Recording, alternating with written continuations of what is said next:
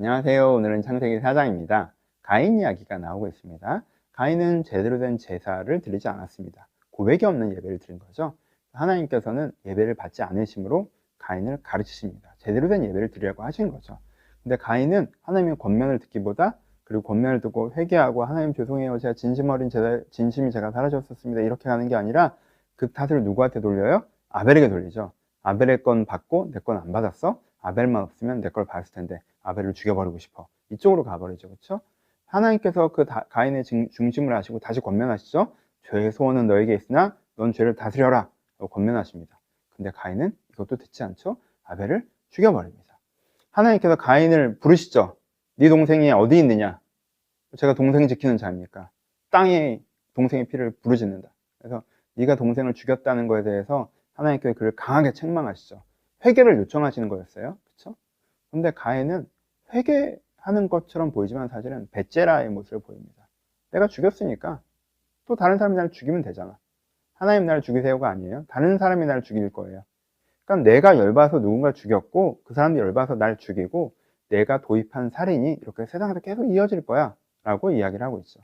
근데 하나님께서는 거기에 대해서 뭐라고 말씀하세요? 아니야, 그렇게 돼서는 안 돼. 그렇게 돼서는 안 돼. 내가 너에게 표를 내서 아무도 너를 못 죽이려 할 거야. 네 죄가 세상에 전해지지 못하게 할 거야. 그리고 대신 너도 네가 진짜 네가 잘못됐다는 걸 조금이라도 안다면 땅에서 유리한 자로 살아가라. 그러니까 홀로 유배 생활을 떠나라는 거예요. 홀로 감옥 생활을 떠나라는 거예요. 유리하는 자, 뿌리 내리지 마라. 그렇죠? 너라는 사람으로부터 영향력이 확대되지 않게 해라.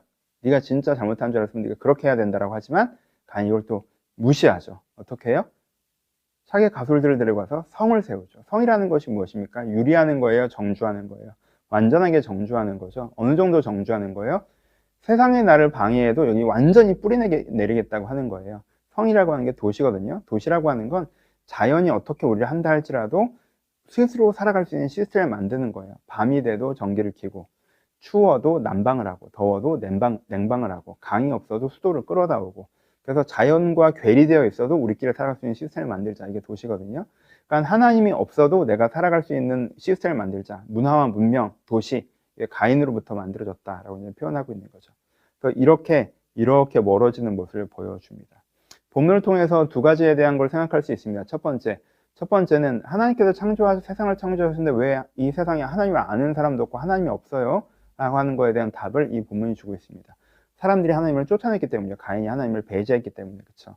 가인과 가인의 후손들이 하나님을 배제하고 하나님 없이 살아가는 세상을 만들었기 때문에. 왜? 자기 마음대로 살아가고 싶고 자기중심적으로 행동하고 싶으니까. 이렇게 이런 죄 때문에 하나님께서 장신께서 창조하신 세상에 오히려 쫓겨나셨다라는 것을 우리가 보여줍니다. 이게 얼마나 기가 막힌 상황입니까? 하나님께서 세상을 만드셨고 세상을 지금도 공급하고 유지하고 계세요. 사람들은 가인의 사람들이죠. 가인의 사람들은 하나님을 인정하지 않아요. 하나님을 무시해요. 하나님을 배제해요. 자기들끼리 만든 시스템 위에서 자기들이 살아간다고 생각해요.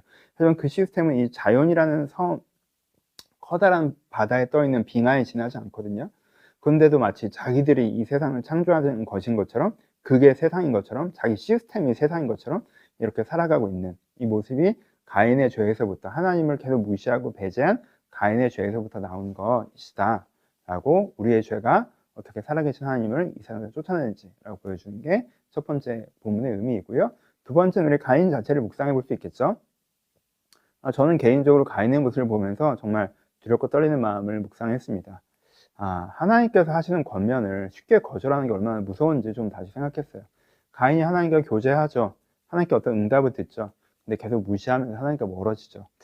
저도 뭔가 하나님께서 나에게 기도하면서 주신 마음이나 응답들이 있을 때가 있는데 그것을 제가 소중히 여기며 지킬 때보다 하나님께서 좀 이런 마음을 주셨어 라고 하고는 잊어버리고 또 내 마음대로 하고 내가 했던 옛날 습성대로 할 때가 많이 있는데 그거에 대해서 굉장히 큰 공포감, 죄송함 같은 걸 느끼는 시간이었습니다. 그래서 우리가 가인의 모습으로 살아갈 때 내 삶에서 내가 하나님을 쫓아내고 있는 거구나, 배제하는 거구나, 그리고 이렇게 세상에서 하나님께서 사라지게끔 우리가 하나님의 등을 떠밀었구나 하는 것들에 대해서 한번 생각해 보시고, 본문의 다른 여러 가지 측면들도 있으니까 읽어보시면서 자유롭게 묵상하시고 은혜 받는 하루셨으면 좋겠습니다.